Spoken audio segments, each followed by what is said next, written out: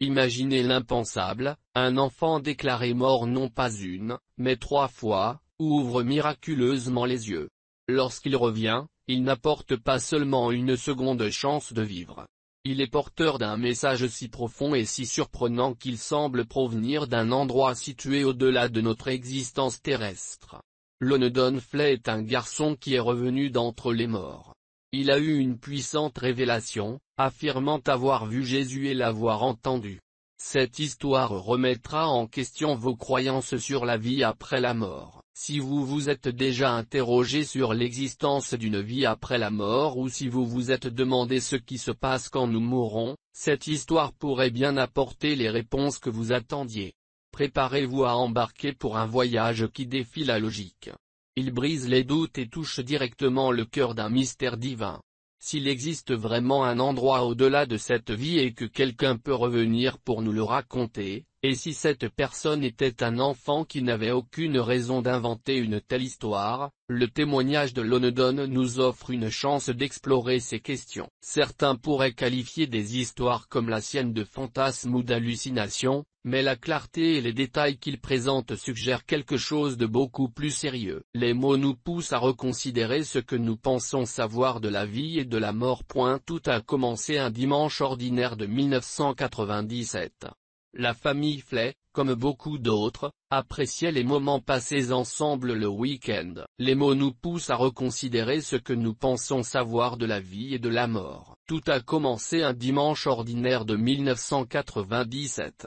La famille Flay, comme beaucoup d'autres, appréciait le temps passé ensemble le week-end. Ce dimanche-là, la routine était simple et réconfortante, une matinée à l'église suivie d'un retour tranquille à la maison où ils déjeunaient et passaient le reste de la journée à se détendre. Mais ce dimanche était destiné à être tout sauf ordinaire. Julie Flay, une mère dévouée, discutait avec son mari, Andy, alors qu'il passait devant les membres de la famille. Le petit Lon regardait distraitement le paysage par la fenêtre, totalement inconscient des événements qui allaient changer sa vie à jamais. Julie et Andy se rendaient à l'église, et le petit Lon était sur la banquette arrière, s'occupant de ses affaires. C'était un couple dévoué et ils avaient un fils, mais ce dimanche allait tout changer. Abonnez-vous à la chaîne et aux notifications pour entendre d'autres histoires comme celle-ci.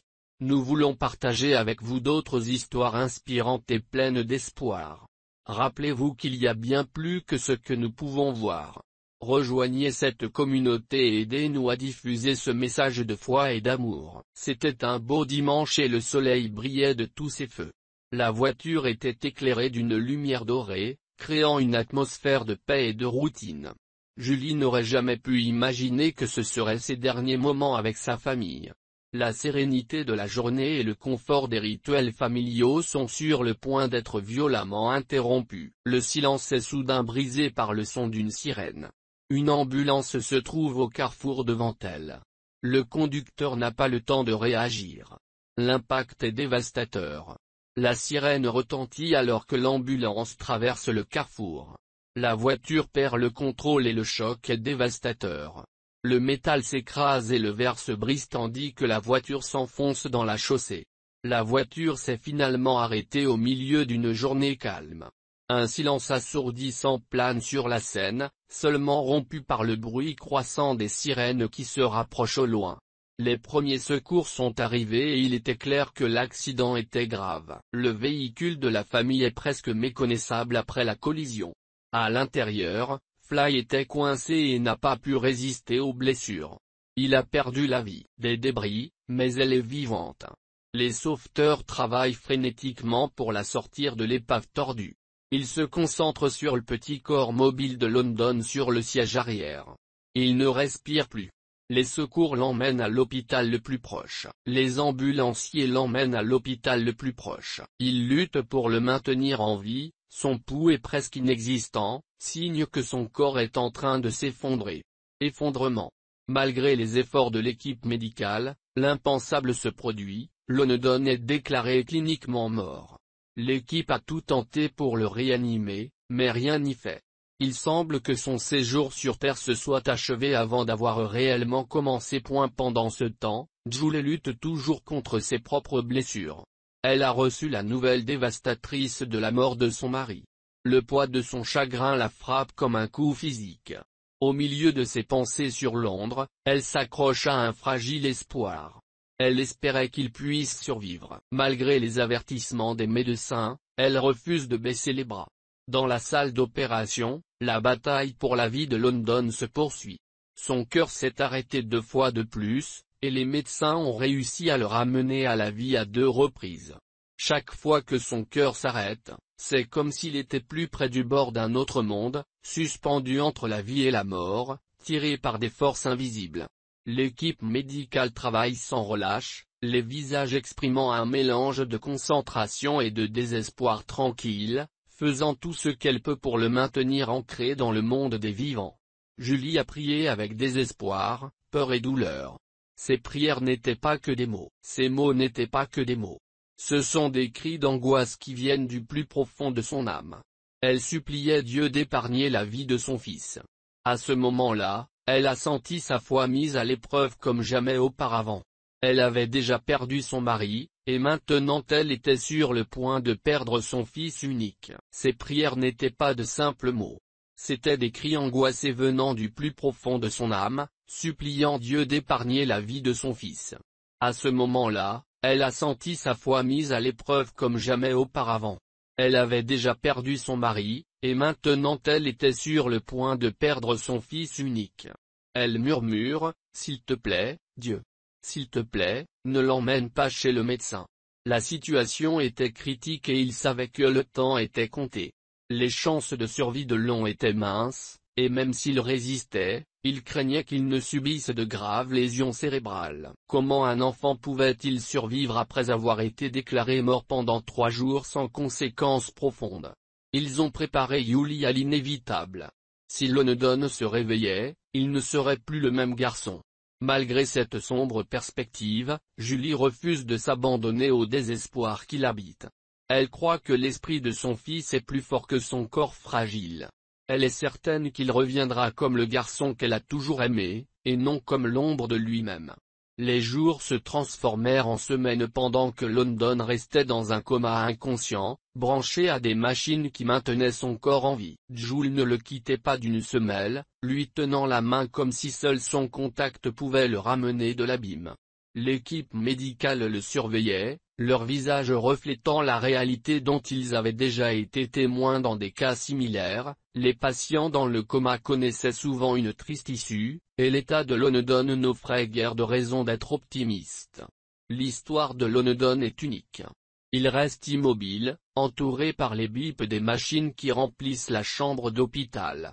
Le son des machines était mécanique, un faible écho d'espoir au milieu de l'incertitude. Le corps de London reste immobile, mais sa conscience est loin d'être inerte. Il décrira plus tard cette expérience comme un détachement de son esprit, se libérant des liens de sa forme physique et laissant le lit d'hôpital derrière lui. Il se retrouve dans un monde indescriptible. Le corps de London reste immobile, mais sa conscience est loin d'être inerte. Il décrit l'expérience comme un détachement de son esprit, se libérant des liens de sa forme physique et quittant le lit d'hôpital. Il s'est retrouvé dans un royaume indescriptible de lumière et de paix, si serein qu'il semblait rêver, mais plus vivant et plus réel que tout ce qu'il avait connu. Dans cet endroit, ses sens étaient exacerbés de façon inimaginable. Les couleurs étaient plus riches et plus vives, et les sons se mélangeaient dans une harmonie si parfaite qu'elle semblait d'un autre monde. Cette harmonie l'enveloppa, apaisant chaque fibre de son être. Il savait qu'il était entré au paradis. Il se souvenait clairement des chemins pavés d'or, qui brillaient d'une lumière qui leur était propre. L'air brillait d'une lueur éthérée qui imprégnait tout de chaleur et d'amour. Alors qu'il marchait dans ce paysage paradisiaque, London vit des silhouettes baignées d'une douce lumière dorée. Ces personnages n'étaient pas des étrangers, bien qu'il n'ait pas immédiatement reconnu tous les visages. Il a ressenti un lien inexplicable avec eux. Il comprit bientôt la vérité, il était entouré de parents qui étaient morts bien avant sa naissance. La révélation était impressionnante, mais elle semblait aussi naturelle, comme s'il avait toujours su qu'ils existaient. Ces figures sont 2 petits enfants qui l'accueillent avec des sourires chaleureux et affectueux. London ne pouvait pas les identifier. Leur présence lui apportait un immense réconfort et un sentiment de familiarité. Plus tard, il découvrit leur identité, il s'agissait de frères qu'il n'avait jamais rencontrés, les enfants que Julie avait perdus avant sa naissance. Des pertes dont elle n'avait jamais parlé. London n'avait aucun moyen de les connaître, et pourtant ils étaient là, s'embrassant avec amour et amour inconditionnel. Une assemblée d'âmes rayonnantes apparut, et la lumière qui émanait de cette figure était si intense qu'elle éclipsait tout ce qui l'entourait. Londres sut immédiatement de qui il s'agissait, Jésus. Sa présence est écrasante, mais pas effrayante. Le rassemblement des âmes rayonnantes a été interrompu par l'apparition soudaine d'une figure dont la lumière était si intense qu'elle éclipsait tout ce qui l'entourait. Londres a immédiatement reconnu qui c'était, Jésus. Sa présence était écrasante, non pas d'une manière effrayante ou effrayée, mais d'un amour total qui a fait pleurer London. Toute douleur terrestre s'est évanouie sous le regard compatissant de Jésus. Jésus n'a pas parlé au sens conventionnel du terme. Il a résonné directement dans l'âme de London. Le message était clair et inoubliable, ce n'est pas encore ton heure. Tu as une mission à accomplir. Tu dois retourner sur terre et partager ce message. Le paradis est réel et la vie continue au-delà de la mort. Chaque personne a un but divin. Bien que la paix et l'amour du paradis soient si réconfortants que London ne veut pas partir, il comprend la gravité de ce que Jésus lui demande. Il savait qu'il devait y retourner, même si cela signifiait retourner dans le monde de la douleur et de la souffrance. En un instant, la vision disparut et il sentit une force invisible le tirer en arrière. Il eut l'impression de traverser un tunnel de lumière et de chaleur. Enfin, ses yeux s'ouvrent et les lumières fluorescentes de la chambre d'hôpital l'accueillent. London était revenu non seulement à la vie, mais aussi à un but qui façonnerait le reste de son existence. Les médecins et les infirmières se précipitent à ses côtés. Il savait qu'il devait y retourner, même si cela signifiait retourner dans le monde de la douleur et de la souffrance. En un instant, la vision disparut et il sentit une force invisible le tirer en arrière. Il se sentit traverser un tunnel de lumière et de chaleur jusqu'à ce que ses yeux s'ouvrent. Les lumières fluorescentes de la chambre d'hôpital l'accueillirent. London était revenu non seulement à la vie, mais aussi à un but qui façonnerait le reste de son existence. Les médecins et les infirmières se précipitent à ses côtés. Leur visage exprimait l'étonnement et l'incrédulité après tout ce que son corps avait enduré après avoir été déclaré mort à 3 reprises. London n'était pas seulement vivant. Il était éveillé, alerte et parlait. Lorsque l'équipe médicale a commencé ses évaluations, préparée à trouver des signes de dommages cognitifs ou de perte de mémoire, London a défié toutes les attentes. Il a immédiatement reconnu sa mère, lui serrant la main avec une force qui la contredisait. Julie n'a pas cessé de pleurer. Leur visage affiche un mélange de stupéfaction et d'incrédulité. Après tout ce que son corps avait enduré, London n'était pas seulement vivant, il était éveillé, alerte et parlait. Lorsque l'équipe médicale a commencé ses évaluations, elle s'attendait à trouver des signes de lésions cognitives ou de perte de mémoire. Mais London a défié toutes les attentes. Il a immédiatement reconnu sa mère, lui serrant la main avec une force qui la contredisait. Bouleversée par la réalisation que ses prières avaient été exaucées, Julie n'a pas cessé de pleurer. Son fils était revenu, non pas sous la forme d'une version réduite de lui-même, mais comme le garçon qu'elle avait toujours connu et aimé. Le retour à la vie n'a pas été sans difficulté, mais la détermination de London était inébranlable. Il avait vu le visage de Jésus, senti l'étreinte du ciel et portait désormais le poids d'une mission qu'il était prêt à remplir. Son histoire ne faisait que commencer, et le message qu'il apportait allait toucher la vie d'innombrables personnes. Ce n'était rien de moins qu'un miracle. Julie a du mal à le comprendre, mais elle lui en est reconnaissante. Après des semaines de silence, London prend la parole. Sa voix est faible, mais ses mots sont puissants. Il décrivit son expérience avec force détail, décrivant des rues dorées, des figures angéliques, et London mentionna la rencontre avec ses 2 frères, ce qui laissa Julie sans voix. Julie a eu du mal à comprendre, mais elle était reconnaissante. Après des semaines de silence, Loneddon a pris la parole, d'une voix faible mais avec des mots puissants. Il a décrit ses expériences de manière vivante, peignant un tableau de rue dorée, de figures angéliques, et bien plus encore. Ce qui a laissé Julie sans voix, c'est lorsque Loneddon a parlé de ses deux frères. Il a parlé de leurs apparences et de la façon dont ils s'aimaient. Le cœur de Julie s'est presque arrêté. Elle n'avait jamais partagé la douloureuse histoire de sa fausse couche avec Loneddon. Les fausses couches étaient un secret qu'elle avait choisi de garder. Comment aurait-il pu le savoir? Pourtant, il était là, racontant ses frères avec une certitude qui défie toute explication. Cette prise de conscience la laisse à la fois ébranlée et stupéfaite. Ce qu'il racontait n'était pas qu'une simple histoire. Cela dépassait son entendement. Il résonnait d'une vérité impossible à nier. L'équipe médicale l'écoute en silence, stupéfaite. Ils avaient déjà vu des patients raconter des expériences de mort imminente, mais rien de tel. Le fait que Londres ait parlé d'événements et de personnes qu'il ne pouvait pas connaître soulevait plus de questions que de réponses. Scientifiquement, il est impossible d'expliquer ce qu'il décrit, mais il est indéniable que quelque chose d'extraordinaire est arrivé à Julie. Ce moment a été une tempête d'émotions contradictoires. Elle était immensément heureuse que son fils ait survécu et reconnaissante pour le message miraculeux qu'il apportait.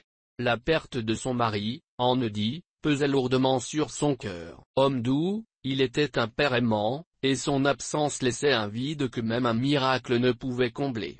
Jules tente de concilier sa gratitude et sa perte. La guérison de Loneddon défie toutes les attentes médicales. Il retrouve ses forces à une vitesse impressionnante, plus rapidement que tout le monde ne l'avait prévu. Malgré la gravité de ses blessures, son esprit est resté aussi vif que jamais. Alors que son corps subissait des interventions chirurgicales et des thérapies, Loneddon se concentrait sur quelque chose. Un plus grand partage. Ce qui a commencé en privé avec sa famille s'est rapidement étendu à des amis médecins et même à des visiteurs curieux. Loneddon parlait avec une conviction qui transcendait son âge, comme s'il avait acquis une sagesse au-delà de son expérience terrestre. L'histoire de sa survie miraculeuse s'est rapidement répandue et sa vision du paradis a commencé à attirer des personnes qui le cherchaient non seulement par curiosité, mais aussi en quête d'espoir, de réponse ou de paix pour leur propre vie. Loneddon ne se présentait pas comme quelqu'un qui avait toutes les réponses. Après tout, il n'était encore qu'un enfant, mais son attitude sereine et sincère apportait du réconfort à ceux qui l'écoutaient. Il a partagé le message que Jésus lui avait confié. Loneddon a décrit le paradis comme un lieu si plein d'amour et de lumière que les mots ont du mal à lui rendre justice. Il a parlé d'un royaume où nous sommes réunis avec ceux que nous aimons, où la tristesse est remplacée par la joie et où chaque âme trouve la paix. Son témoignage a apporté de la consolation à ceux qui étaient en deuil. Il leur a assuré que leurs proches étaient en sécurité dans un lieu d'amour infini. Pour Loneddon, l'expérience était à la fois un cadeau et une responsabilité.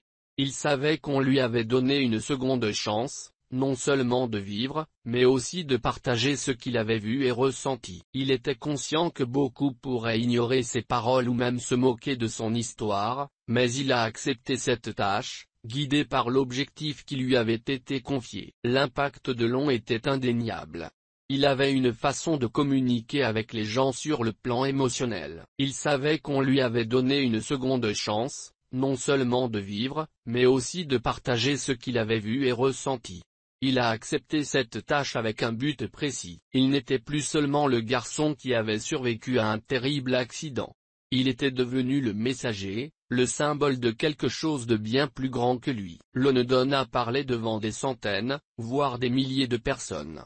Il s'exprimait toujours avec humilité et honnêteté. Il racontait non seulement la beauté du paradis, mais aussi l'amour pur et inconditionnel de Jésus. Cet amour était si grand qu'il était souvent émotif et ému aux larmes lorsqu'il le décrivait. Il est devenu un phare d'espoir et de foi pour de nombreuses personnes qui avaient perdu des êtres chers, leur apportant le réconfort et l'assurance que leurs proches étaient en paix. Même les sceptiques, touchés par l'authenticité de son témoignage, ont commencé à reconsidérer leurs doutes. L'impact de Long était indéniable. Il avait une façon de communiquer avec les gens à un niveau émotionnel. L'impact de Long était indéniable. Il avait le don de toucher les gens sur le plan émotionnel, leur offrant un aperçu de quelque chose au-delà des luttes de la vie quotidienne. Julie observe son ami avec fierté et admiration. Elle a toujours su que Long était, mais elle n'aurait jamais pu imaginer le chemin que prendrait sa vie lorsqu'elle a vu comment les mots de Dion touchaient d'autres personnes. Elle-même a commencé à trouver sa poids. Sa tristesse a été remplacée par un sentiment de paix. Julie a vu un but non seulement dans la survie de London, mais aussi dans sa propre douleur. Elle a compris qu'un plan plus vaste était à l'œuvre. London a également senti le changement en lui. Il savait que son expérience l'avait changé. Il ne suffisait pas de vivre son voyage. Il devait le vivre de manière à refléter l'amour et la lumière dont il avait été témoin au paradis. Julie a vu un but dans la survie de London et dans sa propre douleur. Elle a compris qu'un plan plus vaste était à l'œuvre. London a également ressenti un changement en lui. Son expérience l'avait changé. Il ne suffisait pas de vivre son voyage. Il devait le vivre de manière à refléter l'amour et la lumière dont il avait été témoin au paradis. L'objectif rappelle aux gens qu'il y a toujours de l'espoir, même dans les moments les plus sombres. Tout le monde n'était pas prêt à accepter Londres. Certains sceptiques remettent en question l'authenticité de son expérience. Ils suggèrent que ces visions ne sont rien d'autre que les effets d'un cerveau privé d'une hallucination causée par un traumatisme. Le traumatisme a permis d'expliquer scientifiquement les expériences de mort imminente. Des études ont établi un lien entre ces phénomènes et des changements chimiques dans le cerveau. L'histoire de Long n'a jamais faibli. Il n'a pas argumenté et n'a pas essayé de convaincre qui que ce soit. Il a simplement partagé ce qu'il avait vu et ressenti, laissant à chacun le soin de tirer ses propres conclusions. Malgré les théories avancées, il n'a pas argumenté et n'a pas essayé de convaincre qui que ce soit. Il a fait face à une tempête d'émotions. Il éprouvait une immense gratitude pour la survie de son fils, mais il était aussi tourmenté par une profonde tristesse et le vide laissé par la perte d'Andy. Il avait été un homme bon. Pour certains, les chemins dorés et les figures angéliques ne sont que les créations imaginatives d'un esprit qui tente de traiter un événement incompréhensible. Malgré cela, l'histoire de Long ne s'est jamais démentie. L'absence d'un père aimant a laissé une blessure que même un miracle ne pourrait guérir. Dans ces moments de solitude, elle a dû faire face à des questions sans réponse. Pourquoi Dieu a-t-il sauvé son fils et pas son mari? Pourquoi ce message divin a-t-il été confié à Long et non à elle? Chaque jour, elle est confrontée à sa douleur et à sa foi. Mais avec le temps, la perspective de Julie a changé. Elle a compris que sa colère et sa confusion étaient des éléments naturels du processus de deuil, mais qu'elle ne devait pas la définir. Les mots de London résonnaient souvent dans son esprit, en particulier lorsqu'il parlait d'amour et de la paix qu'elle ressentirait au paradis. Julie a trouvé un calme qu'elle n'avait jamais pu s'offrir. Elle accepte qu'il y ait un but qui la dépasse et une raison aux événements qui se déroulent. Ses prières ont cessé d'être des cris de désespoir et sont devenues des efforts sincères pour se connecter au divin d'une manière qu'elle n'avait jamais expérimentée auparavant. L'expérience de London a ouvert une porte dans son cœur, lui permettant de trouver du réconfort dans la conviction qu'il était en paix dans le lieu que London avait décrit de façon si vivante. Le chemin de London vers la guérison a été loin d'être facile. Ce fut un processus long et douloureux, marqué par la physiothérapie, les interventions chirurgicales et des moments de frustration intense. Son corps porte des cicatrices constantes de l'accident, qui rappellent le traumatisme auquel il a été confronté. L'expérience de London a ouvert une porte dans son cœur, lui permettant de trouver du réconfort dans la conviction qu'il était en paix dans l'endroit que London avait décrit de manière si vivante. Le chemin de London vers la guérison a été loin d'être facile. Ce fut un processus long et douloureux, marqué par la physiothérapie, les interventions chirurgicales et des moments de frustration intense. Son corps porte des cicatrices constantes de l'accident, qui rappellent le traumatisme auquel il a été confronté. Pourtant, London a relevé ses défis avec un calme qui semblait presque surnaturel. Sa résistance et son courage semblaient venir d'un endroit au-delà de ce monde. Il ne se plaignait jamais de la douleur ou des épreuves. Au contraire, il s'est concentré sur la mission qu'il croyait lui avoir été confiée, partager son histoire et diffuser un message d'espoir. Au fil des ans, la portée de London s'est accrue. London a grandi. Il n'était plus seulement un garçon qui avait survécu à un terrible accident. Il est devenu un messager, un symbole de quelque chose de bien plus grand que lui. Il se rend dans des églises, des écoles et des conférences, s'adressant souvent à des centaines, voire des milliers de personnes, avec humilité et sincérité. Il a raconté son expérience non pas pour se glorifier, mais pour inspirer les autres. Il parlait non seulement de la beauté du paradis, mais aussi de l'amour pur et inconditionnel qu'il ressentirait de la part de Jésus. Il était ému aux larmes chaque fois qu'il décrivait cet amour aux autres. London est devenu un phare d'espoir et de foi. Son histoire a réconforté les personnes en deuil, leur assurant que leurs proches se trouvaient dans un lieu de paix. Même les sceptiques ont commencé à remettre leurs doutes en question. L'authenticité et l'émotion du témoignage de London ont profondément touché les gens. L'histoire de London a touché une aspiration universelle à la preuve que la vie a un sens au-delà de nos luttes quotidiennes. Jules a regardé son fils avec fierté et admiration. Elle avait toujours su que Lon était spécial, mais elle n'aurait jamais pu imaginer la vie extraordinaire qu'il mènerait en voyant comment les mots de Lon apportaient la guérison et l'espoir à d'autres. Jules regarde son fils avec fierté et admiration. Lon était spécial, elle l'avait toujours su. Elle n'aurait jamais pu imaginer la vie extraordinaire qu'il mènerait en voyant comment les mots de Lon apportaient guérison et espoir aux autres. Elle a senti sa propre douleur commencer à s'atténuer, petit à petit. Sa tristesse a été remplacée par un sentiment de paix. Elle a commencé à voir un but plus important, même au milieu de sa perte. Grâce à Londres, elle a compris que même la douleur pouvait faire partie de quelque chose de significatif pour Lon. L'expérience l'a transformé. Il s'est pleinement investi dans sa mission, comprenant qu'il ne s'agissait pas seulement de raconter son histoire. Sa douleur s'est peu à peu atténuée. Sa tristesse a fait place à un sentiment de paix. Elle a trouvé un but plus important, même au milieu de sa perte. Grâce à London, elle a compris que la douleur pouvait faire partie de quelque chose de significatif. Il a accepté sa mission, comprenant qu'il ne s'agissait pas seulement de raconter son histoire, mais de refléter l'amour et la lumière dont il avait fait l'expérience au paradis. Il est devenu un pont entre deux mondes, portant un message de paix et d'amour de l'un à l'autre. London savait que tant que son corps respirerait, il continuerait à partager son histoire et à remplir la mission que Jésus lui avait confiée. L'histoire de London n'est pas seulement celle d'un garçon revenu de la mort, c'est aussi celle du message qu'il porte et qui transcende le temps et l'espace. Le témoignage touche à l'essence même de l'être humain. Les mots de London nous rappellent que nous faisons partie de quelque chose de bien plus grand que nous-mêmes. Ceux qui écoutent attentivement les paroles de London peuvent transformer leur façon de voir la vie, la mort et tout ce qui se trouve entre les deux. Ce message vous a touché au cœur. Likez la vidéo et partagez-la avec vos proches.